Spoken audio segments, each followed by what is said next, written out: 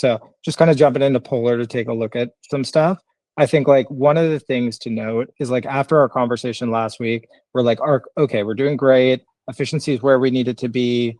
We want to continue the performance trend and try to take as much revenue on January as we can. So after that conversation, at this point on the chart, and I'll just go ahead and zoom in here so the chart's maybe a little bit bigger, you can see that we started to accelerate the spend, right? Yep. So like you can see on the trend line, like knowing that we have advantageous efficiency and we have strong performance, that like we want to try to prop up those things that are performing well. I'll talk more about what those things are as we get deeper into it and start to accelerate spend. So we started to do that. We saw a little bit of a pullback, as you mentioned, around the 15th. We made some adjustments and we seem to be kind of back on track. We swapped in some of the new ad content. We've also repositioned the spend, which I'll talk about a little bit.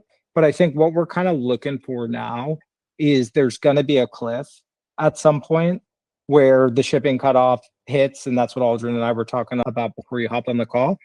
Shipping cutoff hits and the conversion rates drop. And then all of a sudden our efficiency and our return and our meta performance is going to start to drop. So we're kind of watching day by day at like the $5 to $6 grand a day level, and we're moving it around a little bit. So like we're moving the spend around a little bit. Again, if we're taking efficiency, we're trying to collect from January when we know there's a slowdown.